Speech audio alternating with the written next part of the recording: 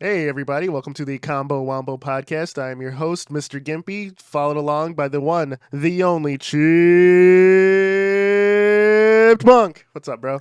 I need an adult. What's happening, bro? We're in the aisles of life, coming through hot, looking at what's available for video gaming this week, as always, dude. As always, man. As always, bro. It's been a interesting week. Let me just start off here. I know we like to say what we've been up to and stuff. I got something to say. I feel that display cases for video games have really got dystopian in recent years. Like everything's behind glass now. Like I feel like there was a time where they would do like open-ended, beautiful displays of like all the video games and consumer electronics out there. And everything's behind glass and lock and key. So it's gotten weird. Steal it. Is that? I mean, theft is a thing. Yeah, but you know, like how much were they really lose? Like, is it that much of a problem, or were they just like, if we put it behind glass, then it's impossible? Well, I mean, they have most stores have like the display copy, right? And it's attached to that thing. So if you pull it, it'll like yank. So I mean, it's not like that big of a deal. The games that are like not new, you could just grab. Still, like you ever do any boosting of the games back in the day? Fuck no. If you write a fictional story. No, but I mean, I worked at Target as a teenager, and I've seen people like steal shit. You know? Yeah, that's fair. Like it happens. I've never physically done any heisting. As far as like downloading though, like questionable, like ROMs and stuff, I've definitely done that. So. Right. I find that completely different though, because like I mean, if you're physically like grabbing stuff from a store versus digitally like clicking a link, you know, it's like it's two different animals. I feel if you download it, nobody gets hurt. Is that? Are you still 3D printing stuff, dude? Are you putting up files? What if somebody downloaded those files from you, bro? Well, I mean, you could put like no attribution and CC people. Like, I mean, you wouldn't 3D print a car, would you, bro? I would. I would if I had the filament for it. It's all about filament. That's the only thing holding you back. It is. Like, I think the filament would cost as much as a car at that point. Yeah. Also, if it gets like you need to have like filament that's not going to melt in the sun, right? It's a big, I just assume you would do like the whatever wax filament that they have for like casting the parts out of like actual iron or something, like you would melt it in. Oh yeah. That's what I'd assume you do something like 3D printers too, like all right, 30 grand or something crazy that you could actually, if you're 3D print the car, you'd use that. I feel if you could afford like to 3D print like metal shit, like metal fabrication, you can afford the 3D printer in the car. So I think that'd be it. Yeah. Like, I mean, the fact that there's a design for it, you know, like someone's already done it. You know, someone's out there driving around a fucking 3D printed car. Yeah, I'm surprised it's not like an engine, right? You must like pull an engine and drop it in like from something. I'm guessing like what's the normal thing, like a Honda Civic probably, because it's the most common car. Just like drop that in. And obviously not car guys, but I'd assume that like all drivetrains operate like kind of the same, where it's like a single like push shaft that like you have different stroke engines that you just like insert into that, and they have different. That sounds so sexual, dude. you got a different shaft with this good stroke that you just insert it. Come on. Yeah, bro. And you just drop that in under the hood into the chassis, dude. I bet you do. Just make sure you got the rubber gaskets on there, dude. Oh my god. Yeah, I'm surprised it's not. I'm sure there is, right? We haven't looked into it. I'm sure there's like an open source car out there that people are using. Some hippies. Yeah. Well, what is it? Copyright law. The OG designs for like the Model T are like publicly available now. You know. Like, all right. So you're saying we got a 3D print of Model Ts? That's the open source car. I think you can. You know, even if they did the Disney rule like 100 years or whatever, I think it's still publicly available. I feel like those are death traps. I could be talking out of my ass, but I do know a little bit about copyright law, and I'm pretty sure that's true. I'm also going to talk a little bit out of my ass and say that like a car that's 100 years old is just basically a death trap compared to like modern vehicles. Like but modern cars have gotten so safe. High either. Right, but I would say that would make it more dangerous on a modern roadway. because like you wouldn't be able to like do anything. You don't have like the visibility. There's so many blind spots. Like I think you're hoping that other drivers are paying attention to the novelty of your car enough where they're not going to hit you. But if they do hit you, you're going to die. Like you're basically in a death trap. I don't know. My dad just bought a Model T a bit ago to try and fix up, which I'm like, that's a money pit. Don't do it. But this sounds made up, bro. Are you serious right now? Yeah. This has been a minute since you've been at my parents' house, but my dad, it is. As he ages, got into his infinite wisdom, rebuilding cars and stuff is kind of his like thing. He's been rebuilding and selling cars. He did a Firebird, an old like 70s Corvette. He's keeping the Firebird for himself, I think, for a few years. He just got an engine for it and needs to drop it. Did he grow a mustache? No. The Tom Selleck mustache for his Thunderbird. But yeah, he's been that's been his hobby now. So it's not a midlife crisis if he doesn't have a Tom Selleck mustache. No, it's just a hobby. He went through the midlife crisis a while back. So he grew a patchy beard and shout out my dad. But yeah, man, just putting together cars. So personally attacked, dude. I've been growing a patchy beard. Nah, yours gets full though. Everyone's seen it. So my dad just takes a while. At a certain point. Like where your beard is now, like because it's just growing. You're basically got the goat. That's where my dad stops. That's it. That's all I can do, man. Yeah. All right, so he's building a Model T. What's going on with this? Yeah. So he initially started because he found a deal at an auction for like a Lamborghini body kit. Yep. Like that kind of started him on the whole thing because he like slap it on like a Mustang or some shit. I can't remember, but he was telling me this. I'm like, that's body cool. Kit. Yeah. So that kind of got him into everything else. So he's been flipping cars. He's been having the most luck with trucks, honestly. So like trucks are huge. There's been a shortage on them.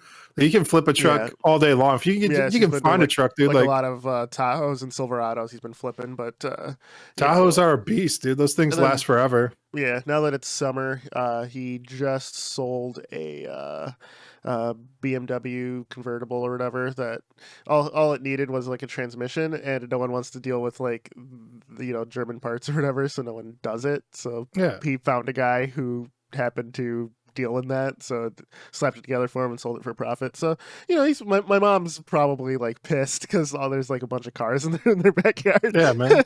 It's like a fucking used car lot, but absolutely. Well, this is one of the things. It was like Reddit. What's like something tacky if poor people do it, but a flex if rich people do it. And it's like having a bunch of cars in your yard. For sure. For sure. But yeah, dude, that's I forget why I got it. Oh yeah, the Model T, bro. Model T, out there working. You started on this trade of like he was trading from a Lamborghini kit to modding a Mustang to getting to the summer BMW, and now he somehow found a Model T, dude. Yeah. Oh, that's what happened. So he when he still has the body kit, but he sold the Mustang. Okay, yeah. It's like, all right. I mean, those body kits don't really lose value. You have space for it in your yard. That would sit in a storage facility, I'm pretty sure. But yeah. Damn it, dude. This is where you got a problem, bro. When you start paying for like extra storage. Oh yeah, he has like 3 storage facilities, dude. Like my mom's like, what the fuck? But yeah, he needs to just build one he's on like semi-retired, like he's been working for himself for like 20 years. He's had his own business, so he's like really scaled back on how much work he takes, and now he's just doing hobby shit. So whatever. He's like in his 60s now, so whatever makes you happy. Whatever. Still young, man. I don't know. This is a golden years, dude. We'll see. So now he's doing this Model T business, eh? Yeah. Next time we chill, if we stop by my parents' house, I'm sure he'll talk your ear off. We'll go back there, kick the rubber tires or whatever, the bicycle wheels that they gas. For sure. Yeah, we'll see. I almost ended up going down this same dark path of like cars and getting into it. And then I was like, what am I doing? I'm not going to do this shit.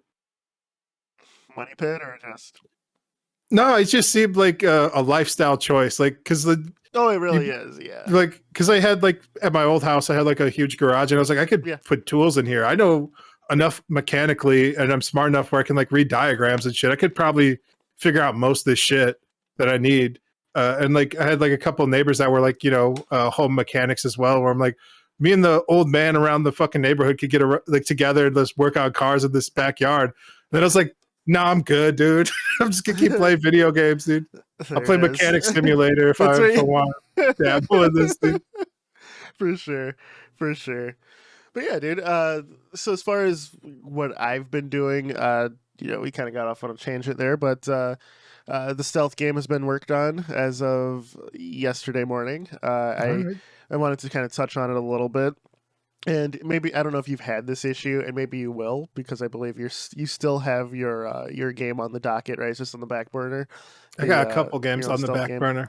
So picking up a project that you took a break for, maybe an extended break, like this one, I took probably a 6-week break, right? I'm on months, dude. This one game I haven't touched since like last November, bro. Yeah. So I will say what's helped me this time versus all the other times is I actually took meticulous notes, and this is where your game Bible kind of helps out a lot too. And if you take notes on what you want, where you want to be, and what you're currently working on, so if you ever like take a break, you can just read that and kind of like it jogs the memory and you get back to where you are. So when I stopped it, and also this podcast helps too. But did you look back at the podcast for reference? I did. You're like, what was I trying to do here? So what I ended on was I made a rudimentary patrolling AI that reacted to sound, right? Yeah. And I'm looking through the code, and I'm like, oh, I actually commented my code out and stuff like that. So I knew what did what. So I launched it, was moving around a little bit. I still had like my footsteps, so the enemies reacted to it and following the path to like where I was if I was making too much noise. So that felt good, like did you use something and it worked. Did you use folders and proper naming conventions, dude? Because I've always done that. That's always been a part of me. Like I'm not one of those like default guys who just go, okay, folder 1, folder 2, folder 3, or new untitled folder, one, untitled. Yeah, Why is everything new object with brackets? That's me, dude. That used to be me for a long time, but just coming back to a lot of old projects, like I realized how important like naming conventions are. So it's like any object that I'm using, and like even how the layouts work in like your room or objects, like we're like, you use like a folder where I'm like, this is room 1, and then inside that room I put like all the same objects that need to be in there, and like I meticulously name each of those things to like a human syntax, so I can like search it later on if I'm searching for like, I need like the northern light in this room, or like all the lights in this room, and like they'll be in a folder lights, and like I can pull like all the lights, or like I need like the doors, and like there's like a folder doors inside that room where anything that's doors are like a chest or keys or I just started doing that at some point where I'm like, this is important. But what turned me on to that was like art for Photoshop, where like I just do everything on kind of like one layer, and then I'd come back to like these old art pieces and I'm like, how did I have this laid out? Because there's just a bunch of like layers not named at all, and I'm like, all right, I should probably name these, because like I think what happened was I had like one particular art project that I got commissioned by somebody, and they were like, oh, I'm going to go in a different direction. You can just send me the files you got. And I'm like, yeah, no worries, man. And like, I was like looking at my files that I had, and I was like, oh shit, dude, I need to label these because somebody else has to work on this file now. Like, yeah. And then I was like, opening up older stuff too. I realized that like that person might be me in the future. Of like, like I have to come back to like a file and like none of it's labeled. I'm like, oh, that's me, dude. I have to come back here and figure out what I was thinking back then. Yeah, and I think that could be, stated for like every long-term project. It doesn't have to be like a game dev. Maybe you listen to this if just to hear us talk about gaming stuff. Maybe chill. But it's just vibing, bro. We're just on in the.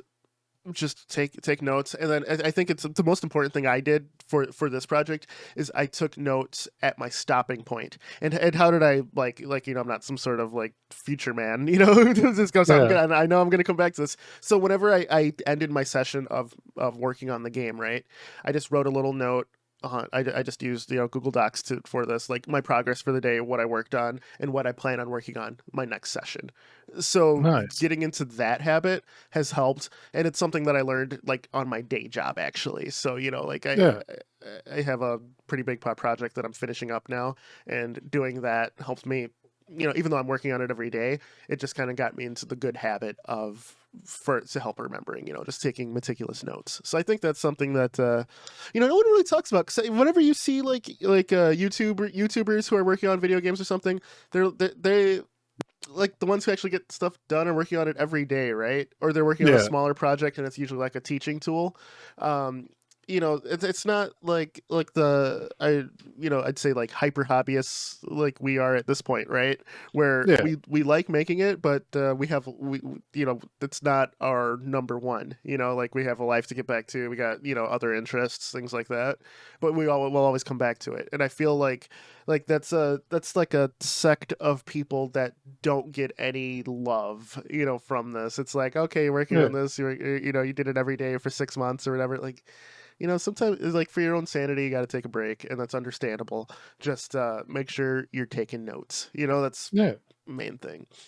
I don't know. Definitely. I usually just do like a to-do list. Like I use Notepad now. You said you use Google Docs, but for me, I'll just I literally just have bullet points of like what I gotta get done next time, or like whenever like an idea comes, like I'll also use like Evernote on my phone, where like I'll just write down like a quick note to myself, and I'm like, oh yeah, add this, and this, and like I usually just kind of break it down, like almost as if you're a teacher, like preparing like a lesson syllabus. That's kind of how I do it for myself. Where I'm like, oh, I need to do this, and then it's usually like a little quick bullet point, step by step, or like sometimes it's just broad general ideas of things I'd like to add to the game, and then.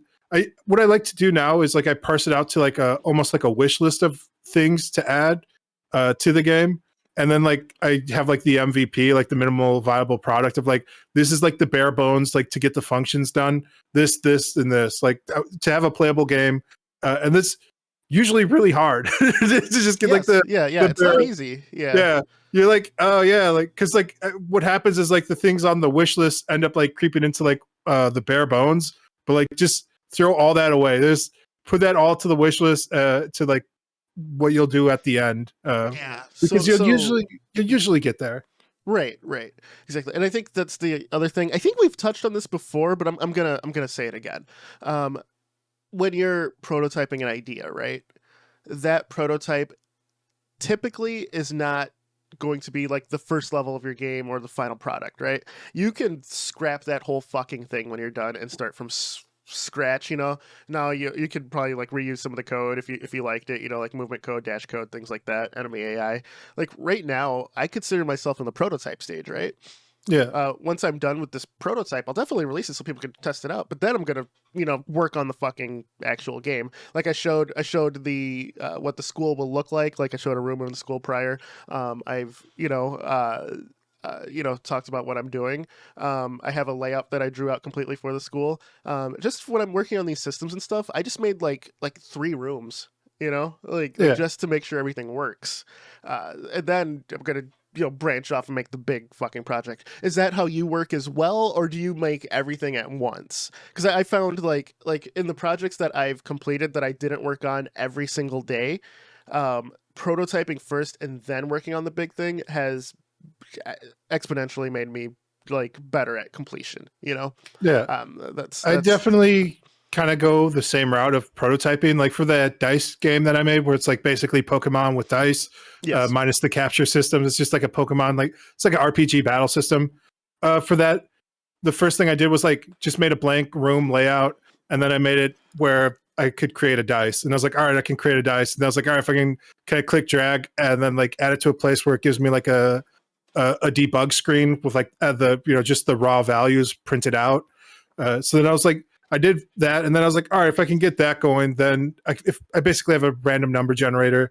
All right, that's done. So I basically prototype the idea of like a random number generator, and I was like, it's easy enough to like subtract those values if I'm printing them out somewhere. So I considered like the entire battle system done at that point. And all it was like a blank screen with a dice that shows up with a random number, and I could drag it onto a platform.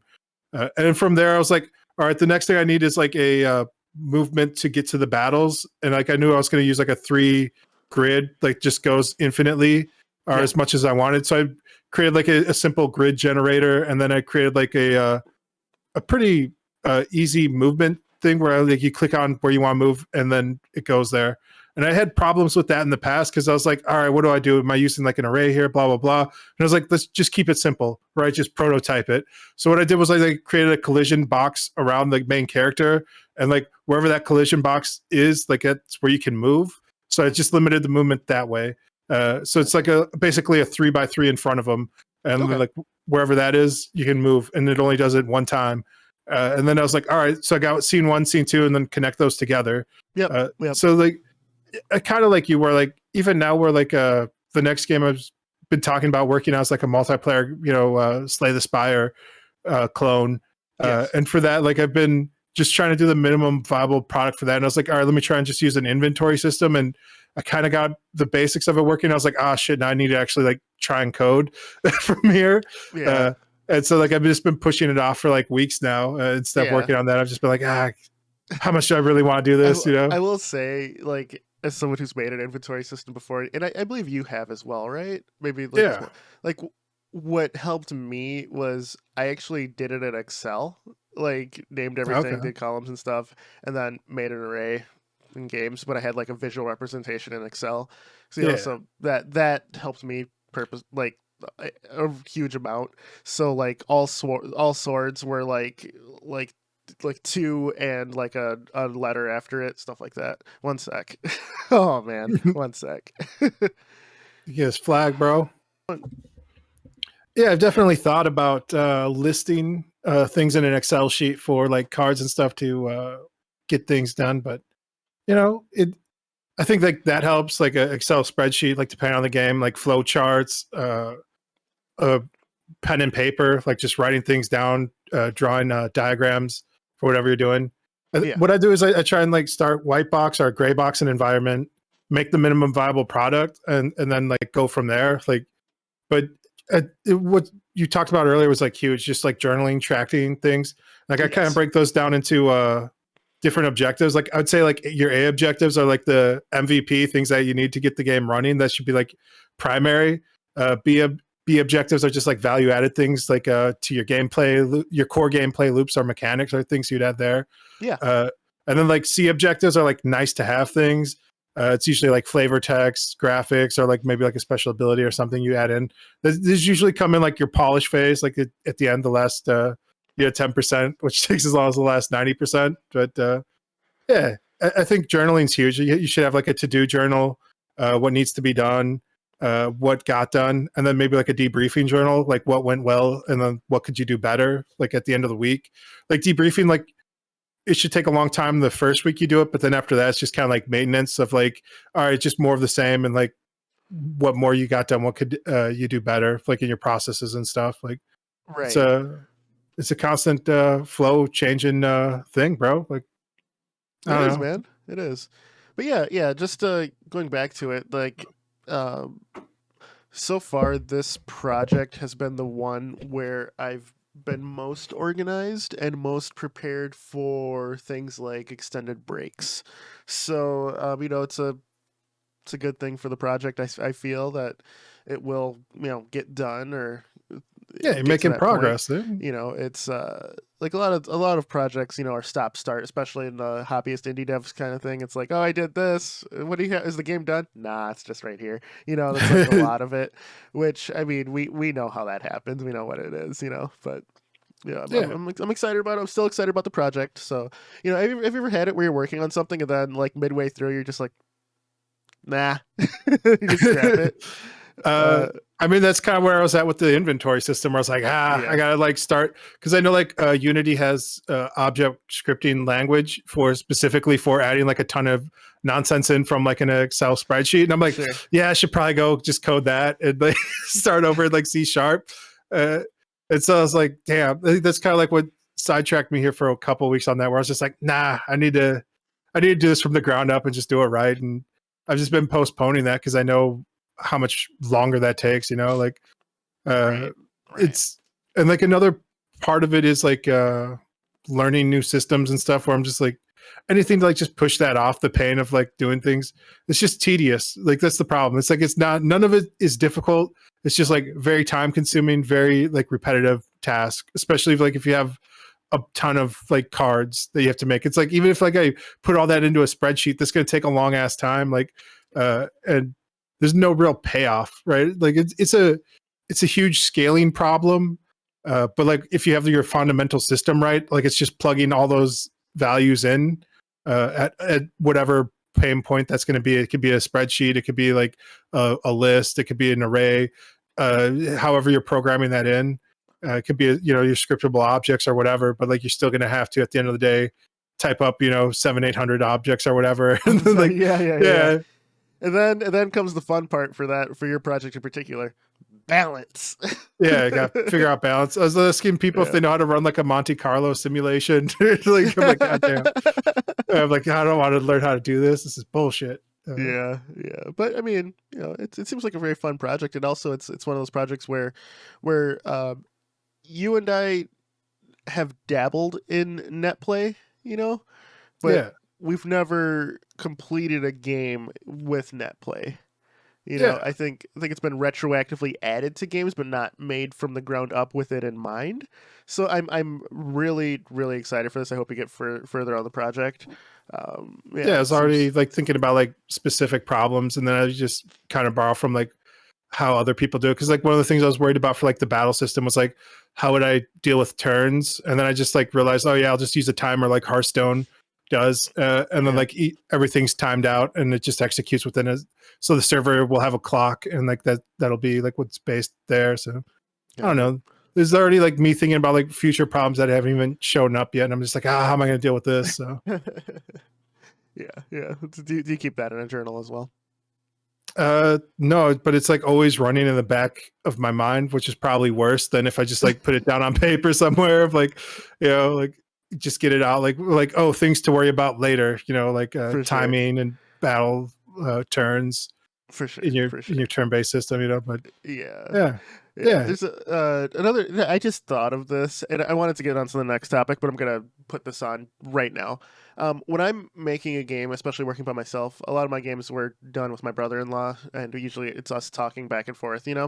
I will say, working by myself, I have to have a soundtrack to the game I'm making. Not necessarily the in-game music, but like for me to work to. Like that's helped a ton for just like focus, or now I associate a certain song with a certain portion of my game, so that's helps me through. Do you have anything like that that keeps you focused, or something that you're kind of working with, whether it's like having a TV show on in the background or something? I'm just curious on your like work state. For me, like I usually at some point decide to like commit to a project, and then I just schedule it. So for me, like a schedule is just really important. Like even if I fall off that schedule, like the project's doomed. Like I'm probably never going to get back to it. Gotcha. Like I need to, like I'm very schedule oriented, like on everything, where like I have like calendars and stuff where like I'll write down like times a day where I'm supposed to be executing certain things. Sure. And like, I don't know, like for me, that's huge. For music and like vibing and stuff, I like to have like a complete quiet. Oh really? Okay. Yeah. Okay. Yeah. Like I'll like stand up and like walk around, like think through problems a lot of like and then like just trying different things. Like we've kind of talked before, like on our like process of problem solving. For me, I just keep throwing things at the wall until like I get something to stick. Isn't the best way to do things, but like I've failed enough where like I've gotten a lot faster at solving problems that way.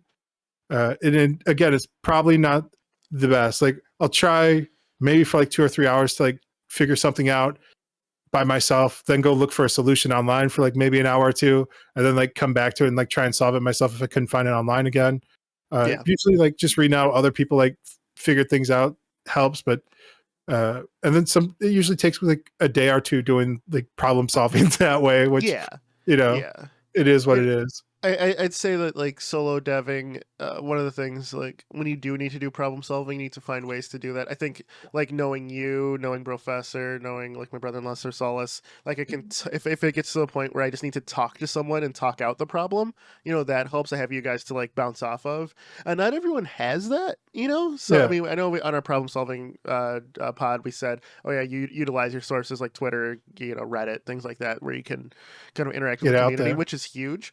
But I think like for me, like having you guys is a huge benefit because a lot of times when you talk to just friends who you're like, hey, I'm making a game, and they give you like surface level encouragement. Yeah, like, oh, good for Sometimes, you. yeah, exactly. That's Sometimes, nice. yeah. So I mean, I think it's nice to have like a sounding board for that. And as I've said on the pod, before, if anyone's like listening or watching and you're working on something, you need to work something out, like post a comment. I look at the comments all the time. Definitely go back and forth if we need to.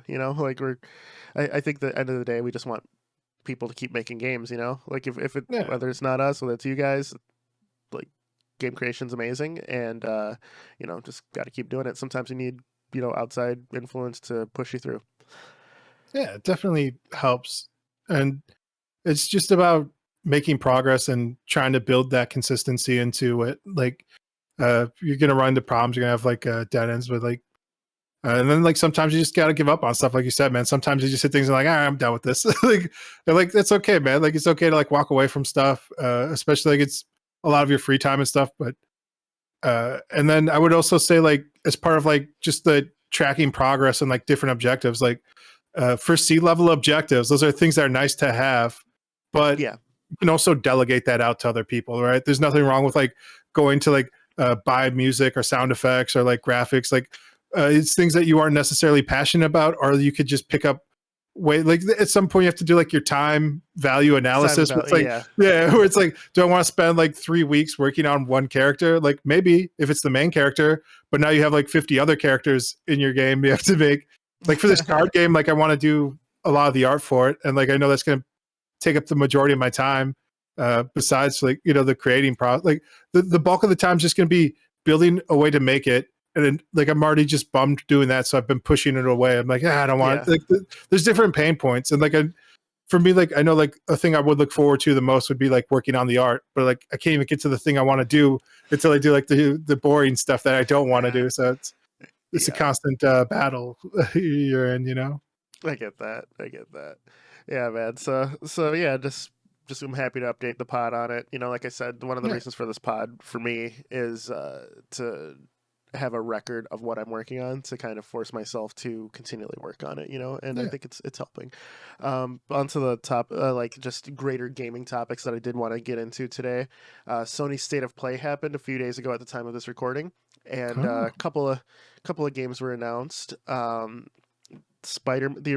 2016 release of Spider-Man is coming to PC, which is pretty huge because Sony has been slowly trickling out their really highly reviewed exclusives to PC now. So, no to Xbox, of course, but PC's getting it, which is actually pretty huge. They got yeah. God of War, they got Horizon Zero Dawn, we have Spider-Man coming in August. So I think that's pretty big, truthfully. A lot of Um, them are on their streaming service too for like the PC, and it yeah, still but that's sucks, not dude. Like I the tried to streaming service. cancel it, Yeah. bro, and it wouldn't let me.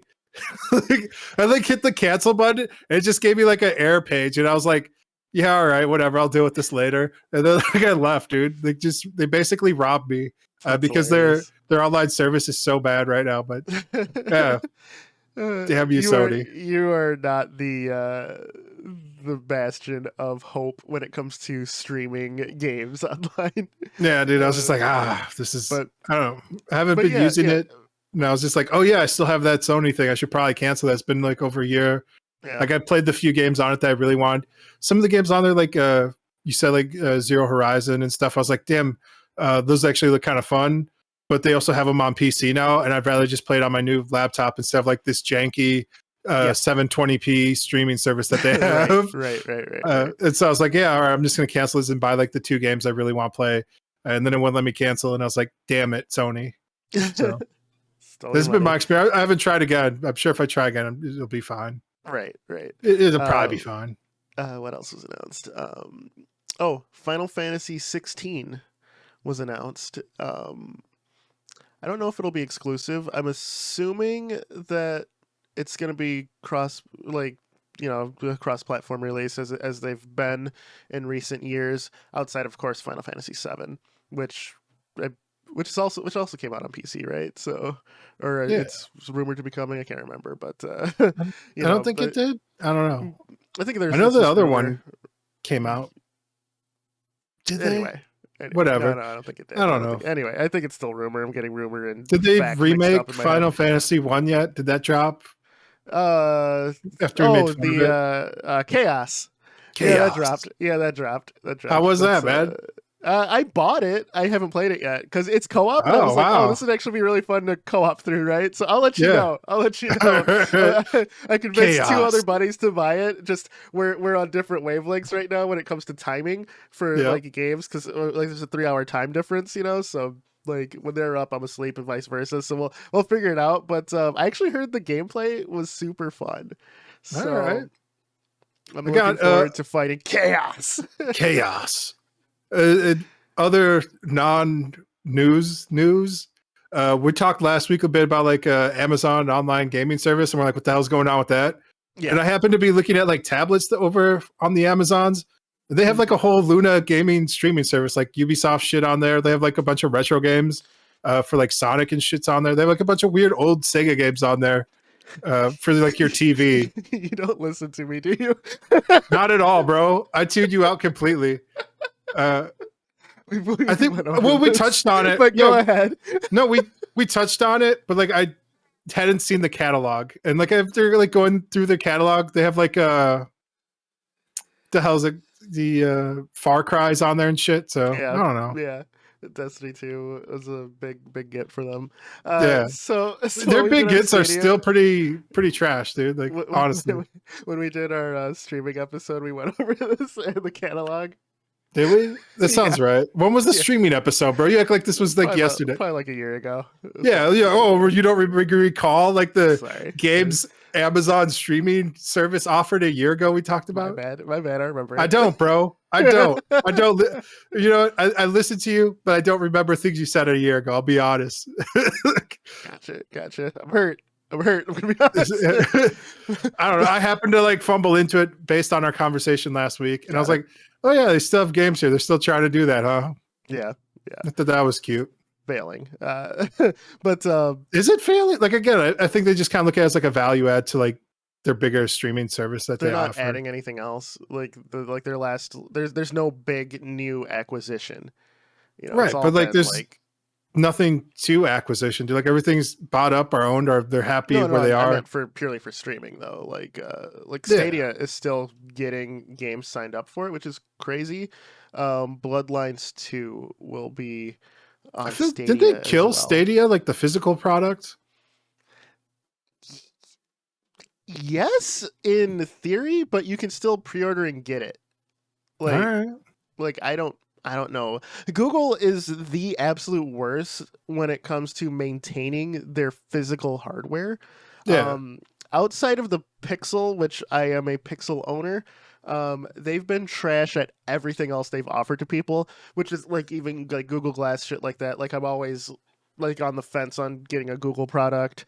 That being said, I actually do like the Pixel phones. I do like the Pixel Buds. You know, but anything else they do, it's with intense caution that I will do it. So like, and game streaming, we're not in the. I've mentioned before, we are not in the right internet space to have true game streaming yet. Speeds are too slow in the Western world, and you know, like the way games rights are, it's monopolized on certain platforms and things like that. It's a whole legal thing, so you don't actually own the game. You're basically paying for like as long as you have the service rental of it, which I'm hugely against. I when I buy a game, I own it. Fuck the rental bitch, service. So that's all. But I don't know. You got the Professor's deck in your hand.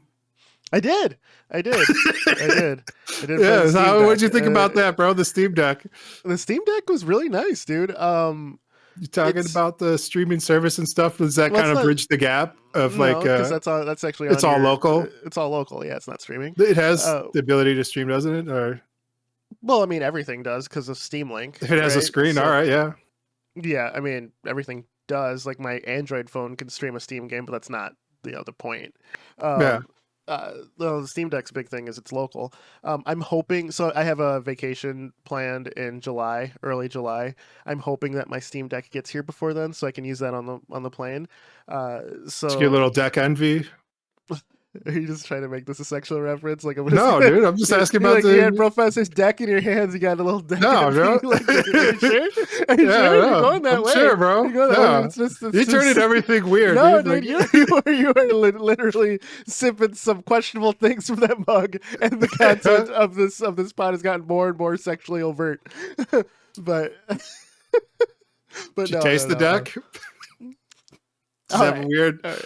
Do they put a chemical on it like the Nintendo cartridges? Build quality, and I'll have to own this before I give my full thoughts on it. Build quality surprisingly sturdy and like incredibly comfortable. Like ergonomically, it feels really good to holding it. I bet. All right. What is it? It looks comfortable, bro. I've never had this problem, but and maybe it's because I don't own it and I haven't like developed like the way to hold it. Where the controls are laid out, where the thumbsticks are and the triggers, it almost felt too big. You know, like, and I was the person who had like the OG Xbox, controller and felt fine with that. Where people were all like, the Duke's way too big. I'm like, I hold it just fine, and like my hands aren't like gigantic, but they're not small either.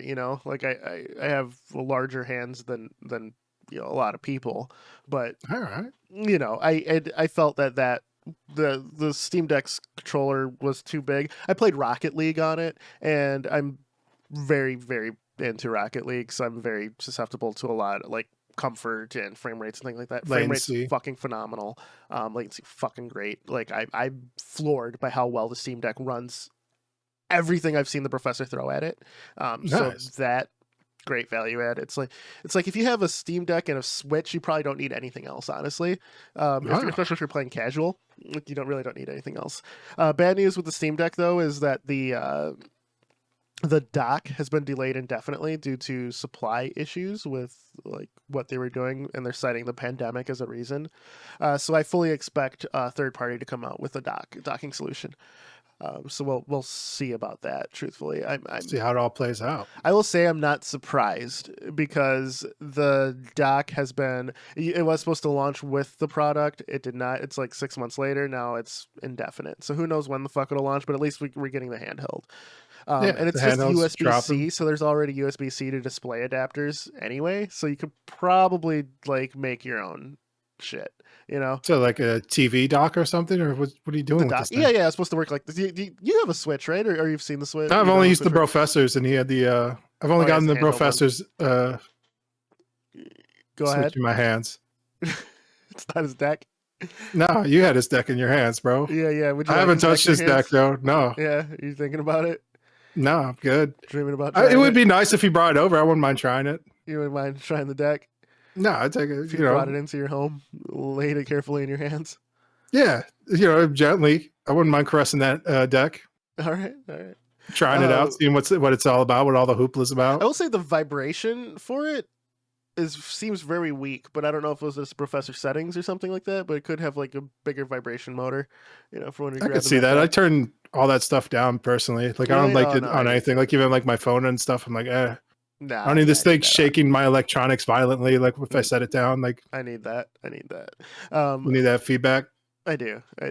How's the PlayStation controller been? Because I know that was like their big thing was like full haptic feedback on the controller triggers and stuff. As I've said on the PlayStation episode, or like when I first bought it, the PS5, that is what next gen is. This generation, graphics and stuff. All graphics and stuff are kind of looking. They're pretty much everything you look at right now is going to look good objectively, right? Yeah, it's going to look good.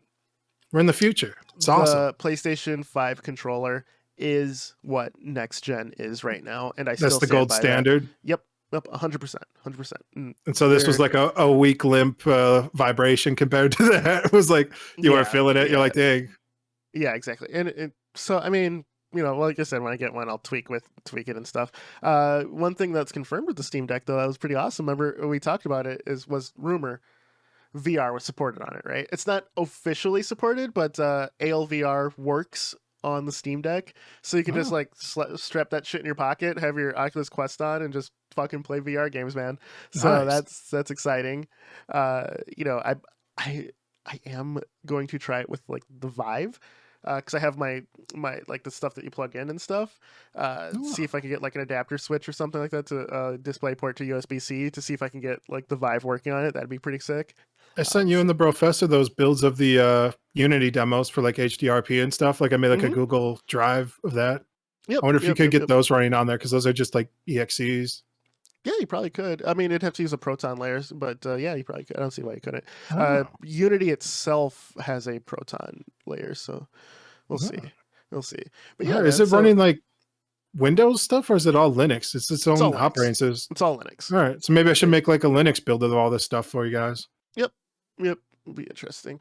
But yeah, man, I think that's kind of where we're at with the Steam Deck and stuff. Going back to like Sony State of Play, something that I'd like to touch on is Street Fighter 6 was announced, and well, it was already announced, but it showed us a new logo, showed us some gameplay of Chun-Li. There's in-game models of Ryu. It showed off a open world like single player mode, where it was open world exploration, which I'm actually not for in fighters. I think it detracts from the fighting itself. You think this is Soul Calibur, bro? Yeah, I think like the best thing you could do for like a fighting game if you want like an offshoot mode, I thought like Tekken used to do it the best when they had a beat 'em up mode using the fighting engine, right? Like it felt a little jank in times because obviously it wasn't meant for like a scrolling beat 'em up, but like Tekken Force and stuff was way more fun and made more sense to have in the game than like some weird open world RPG mode with like shittily inputted like specials and stuff. So don't need it, bro. Yeah, I think that'd be it. Like obviously have an arcade mode, a ladder mode, stuff like that. But if you had like a turn-based RPG, beat 'em up, it makes more sense. But we'll see. I think the Street Fighter 6 people are all like, some of the character designs look like trash. I thought they looked fine. And there are other leaks out that there's a leak out that showed like a bunch of concept art for what the characters look like, and Ryu had like the outfit that was in the trailer, and so did Chun-Li. So these are most likely going to be their new defaults. But then another leak came out showing all of the OG characters in their original outfits. So if you don't like the new outfit, just fucking pick the original. I'm sure it's going to be an alternate. So yeah, it's not that. I mean, it has to be at this point. Unfortunately, these motherfuckers are like the Ronald McDonald's. Exactly. Street Fighter is such an institution that if you change the default look, you will get hate, and they know that. So they're gonna show off their new designs, of course, but they are, mark my words, always going to have the exact OG. Yeah, I mean, they've tried going different directions with like barely any of the original characters in there, and people lost their minds. Those are probably like the worst selling Street Fighters of all time, so it is what it is. Which ones? I don't know. The ones that came out for PlayStation 2, whatever.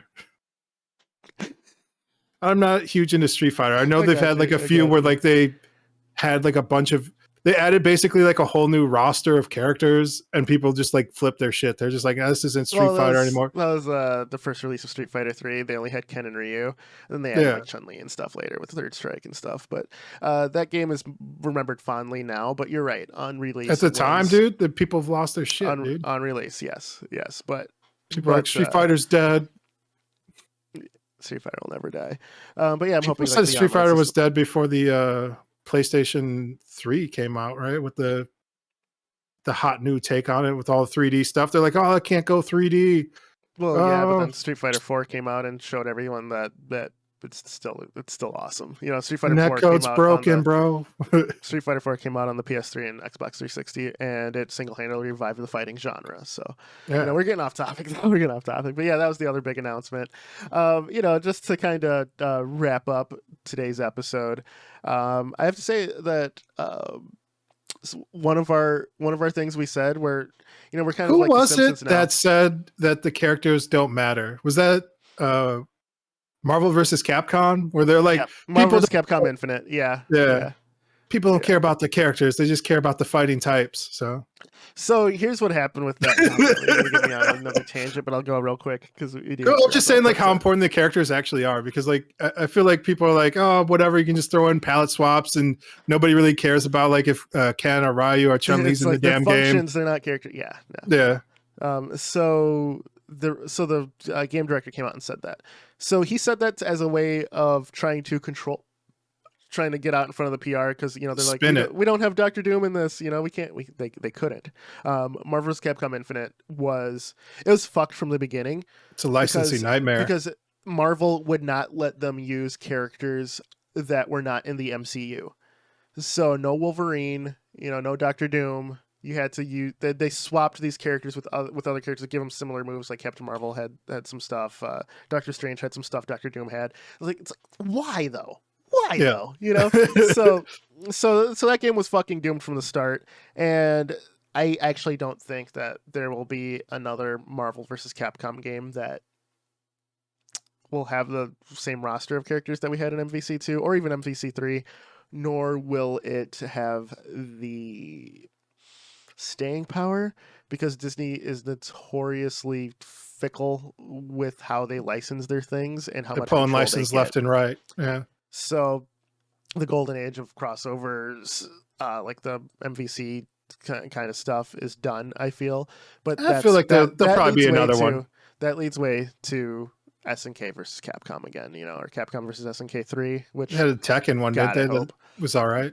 Nah, that was trash. Street Fighter Cross Tekken, that game was trash. That's probably all right. Nah, it's trash. Just remember fondly. No, it's not. It has a fan base. No, it doesn't. There's still underground tournaments. No one likes it. No one's ever liked it. It had. So the same year it was released, it got pulled from official tournaments. Like Capcom branded shit for this game. They're like, yeah, we're not doing this. There's no interest because the game was fucking trash. Yeah, rip, bro. So they took that. So Tekken took that and just put like Akuma in Tekken 7. So Done. That's what it is. But yeah, but yeah, dude. Put a little Akuma on it. Off track. You got me off track. So I'm just gonna wrap up here because you keep just spouting off at the mouth. But yeah, man. Main thing. We predicted the future once again that Sony will be bringing more and more of their stuff to, PC, and the fact that that's what I want to say. Street Fighter 6's announcement, it was confirmed for all of the major consoles. So looking at except for the Switch, of course, but looking at it, we're going to have full crossplay again. So one thing we predicted of next generation is going to be defined by crossplay. It doesn't matter what console you have. If it's a multi-platform release, you can play with everyone. And so far, that has been true. So we're still going on that thing of full, ubiquity when it comes to online play with your friends. So it doesn't matter what you own. You can still play with your buddies, which I think is huge. Yeah, it's big. It should have been this way. It never should have gone the other direction. I understand why it did, but I agree. Yeah. It was all internet, dude. It was just fight. No, there was something at the time though. Like it was schoolyard shit, dude. Like I remember, you ever got into a fight with a Nintendo kid? Never, dude. I sure have. You ever I remember on the playground, some of us were playing Mortal Kombat, we're pretending to be the characters or whatever, and others were playing Street Fighter. I liked both games, right? But I was playing Mortal Kombat at the time, and Street Fighter was punched him in his dick, dude. You can't do that in Street Fighter, dude. He's punched him right in the Steam Deck. Oh, he goes, Akuma would beat up Sub-Zero, right? And then one of my buddies is like, Sub-Zero will rip off Akuma's fucking head. That's what it is, man. Dude. Like whatever you choose, you're gonna have this rabid fan base. But I think that crossplay is such a huge plus in almost everything. I get we need some semblance of fairness with balancing the PC market, but in terms of a fighting game, fucking let everybody play, man. That's all it is. People are PCs can set up macros and shit. Console players have had fucking macros setting up shit too with custom controls and shit too. Everyone can cheat on everything. Just bolster the player base with having everyone join up. Make your anti-cheat systems with tech macros and shit like that. That's what your anti-cheat section is for. But getting everyone to play together and shit is the bigger thing. I think the greater good outweighs the potential bad. So that's just me. Yeah. And that's what I feel instead of banning cheaters, they should just put them in their own lobby. Yeah, it's been a thing. That's been a thing. Yeah, for put them in cheaters' house. Modern Warfare, the BR game does that as well. So you can just, if you cheat, you're just in a giant ass cheater lobby where it's aimbotting and it's bullshit. But yeah, dude, good shit. Gonna end it here, guys. Share, subscribe. I'm Mr. Gimpy. Journal. Journal, for sure. I'm Mr. Gimpy. That's Chipmunk. And we will see you guys all next week on the Combo Wombo podcast. Peace. Take care, everybody.